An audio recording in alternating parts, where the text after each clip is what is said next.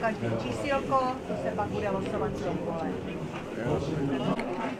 To nemůžeme dostat, jo?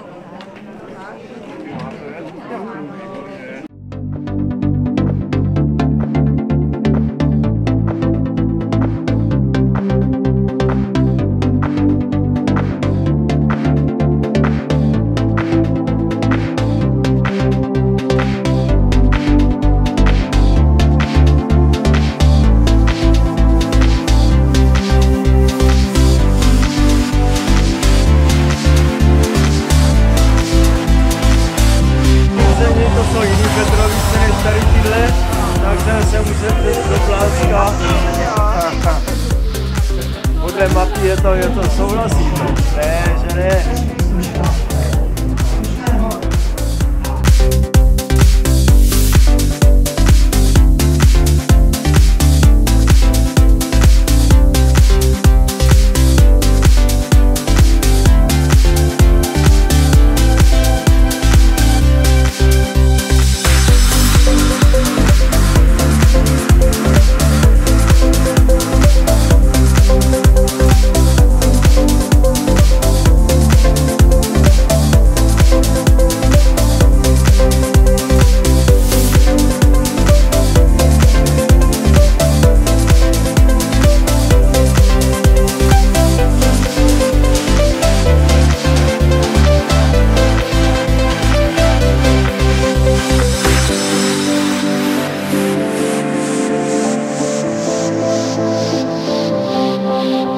Já bych nejdřív připomenul jeden rekord, který souvisí s tím dnešním počasím, protože chviličku to prý máme natahovat.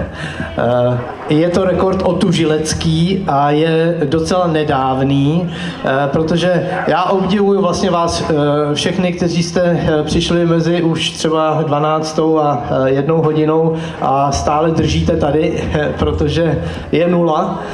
Ale my jsme před měsícem registrovali v Mostě, tam je to nové jezero, ten zatopený lom, největší počet otužilců v jednu chvíli, kteří vstoupili do ledové vody. A přátelé, bylo jich o 700 víc, než byl dosavadní světový rekord, takže my Češi jsme opět jedničky. Těch otužilců bylo 2461 najednou v jednu chvíli. Celkově sejde turistů s buchtami a já bych ráda vyhlásila, že tady máme výherkyni, která si tipla, že turistů s buchtami bude celkem 402. Tato výherkyně vyhraje dárky od pořadatelů zahájení turistické sezóny v Moravském krasu okolí. A co vás to uvedlo, že jste si tipla jen tak 402? Nevím. Já to vím. Ona prostě paní jenom nevěděla, že těch 9 přijde úplně na poslední chvíli.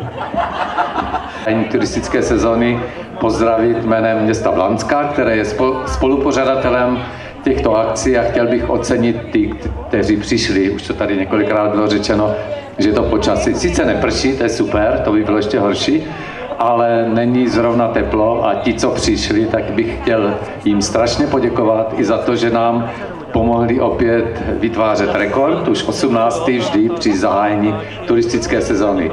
Chtěl bych všechny pozvat i v letošním roce do našeho města, neboť tam máme spoustu krásných míst, ale také spoustu akcí a ty akce se ponesou v duchu toho, že město Blansko, respektive Blansko, bylo před 120 lety povýšeno na město. Už tady o tom hovořil pan Oldřich a spousta těchto akcí se ponese v tomto duchu. My jsme zahájili tím, že vlastně jsme vzpomněli na tu historickou událost. Vlastně Blansko bylo povýšeno dekretem císaře Františka Josefa, to bylo 15. února 1905 a potom na hejtmanství v Boskovicích byl vlastně vytvořen přípis, to bylo 22. března 1905, a kdy poslové donesli tento přípis do Blanska tehdy. Doufám, že si všichni užíváte naši medovou 13.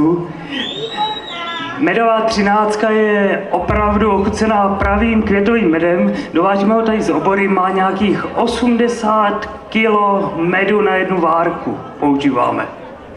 Takže doufám, že to tam opravdu cítíte. Zároveň bych vás rád pozval i na naši letní zábavu. Vidíte to tady někde pode mnou. Mělo by to být v květnu, takže všichni určitě dorazte, budete tady všichni strašně moc vítáni. A jsem strašně rád, že jste sem všichni dorazili. Je to naprostá pecka, zvláště tady v tomhletom počasí. Děkuju vám všem. Vy jste unavený a omrzlí jste. Takže, pane místostarosto, omlouvám se. Nic se neděje, krásný odpoledne, zdravím Boskovice, Blansko a všechny účastníky. Doufám, že si to dneska pěkně užili. Trošku je to na čepicu, ale to nevadí, chodí se turistika v jakémkoliv počasí. Takže já myslím, že nebudeme zdržovat jen na krájení, ne? Nezbytné přípravy.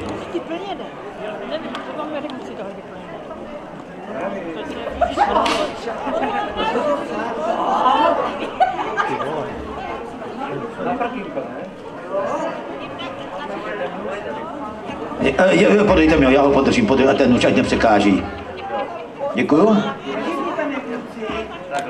Tak, rap. A přátelé, turistická sezona Moravského krasu a okolí je zahájena. Každoročně ji pro vás připravuje město Blansko, město Boskovice a pivovar Černá Hora. Tak.